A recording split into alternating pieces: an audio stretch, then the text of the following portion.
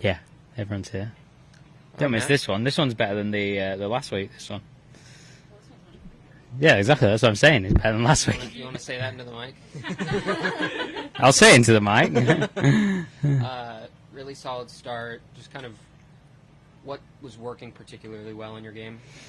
Yeah, just I play well on the holes that I needed to play well on. There's some holes that you're happy to walk away with a par, and some that you need to score on, and I did exactly that. So yeah, I think everything was pretty solid today. I wouldn't say anything crazily stood out. I felt like I putted really well, chipped it really well, hit my irons where I needed to, and hit the fairways when I needed to. So statistically, is this a course? I mean, you've obviously played very well here, but the statistic makeup of the course and the statistic makeup of your game, would they normally be things that suit each other well?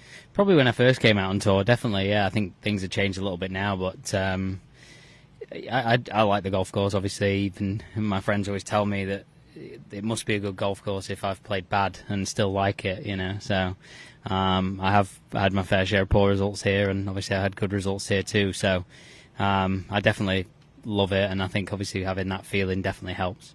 What have you kind of taken away from your season thus far?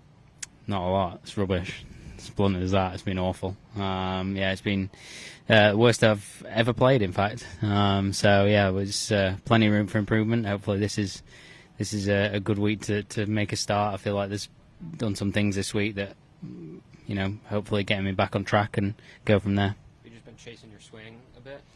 Yeah, a bit of everything. Like just every week seems to throw something at me, like putting bad or chipping bad. Mainly it's been the irons have not been good enough, and then obviously that puts pressure on everything else as well. But I've actually driven it okay this year, and that's probably the only positive. But outside of that, everything else has been not as sharp as it needs to be. This far into a season, I mean, still plenty of season left, but do you put yourself a little pressure on yourself to see some results and see? Yeah, of course, no doubt. It is still early. There's 3 majors with plenty of points up to grab, still plenty of elevated events, and golf courses I've played well at in the past. So they still got to be a little bit optimistic. But yeah, there's no doubt about it. I need to start playing well and making up some points pretty quickly. You said rubbish. When did that feel like the game was kind of starting to trend backwards? Pretty much from halfway last year. Yeah, halfway last year. So just played poorly since June last year, really. Had what I thought was a really good off-season to get things in place, and did hit some targets that we wanted to do in the off-season, but I think there's more to it than that, and never sort of translated onto the golf course, and from a technical standpoint, just a little bit out of whack, and just struggled. Is it mentally difficult when you have a great off-season, you feel like things are going well, and then it just doesn't materialize immediately? Yeah, totally. I felt like I had a reset last year at the end of the year. Got married, had a honeymoon, and get away from the game for a little bit, and then fully invested in it once you come back. And I had like 5 or 6 weeks before Century, and then another 3 weeks after that to really get sharp, and felt like I did that. Had a decent enough start, apart from a slow first round in Century, and played well after that. But since then, it's just not really, just not really been good enough. And obviously, when you're not seeing results early doors, it's obviously very frustrating. You said maybe you found a little something earlier this week. Is that just a swing thought or a tweak or?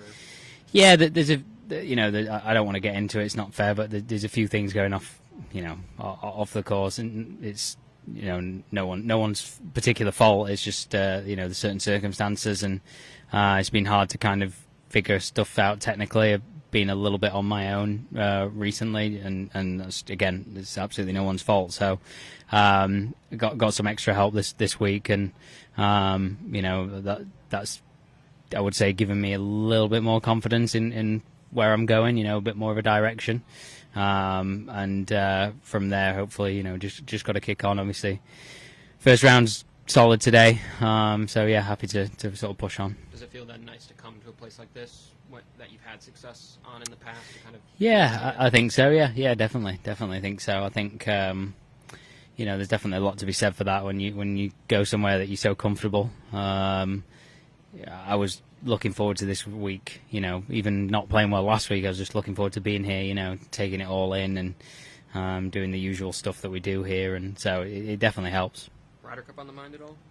Not in the minute. Miles off it. Yeah, miles off it. So I've got no interest in that at the minute. That's not the plan. The plan is to get myself playing well first, and then obviously, I think everyone could say the same thing. It takes care of itself. Then it's on everyone's mind. But I'm a long way off it, so it's not entering mine in the minute. What's the best shot yet today?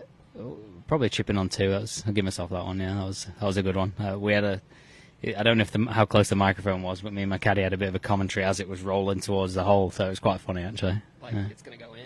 Well, I played it. I said, I can't play it any better than that, Dan. And he as it's rolling towards the hole, he's like, oh, that's why it's going stiff. And before it went in, I said, no, you mean going in? And then literally it just dropped in, so it was quite funny. We had a good laugh. Cool. So, thanks, Matt. Thanks, everyone. Appreciate it.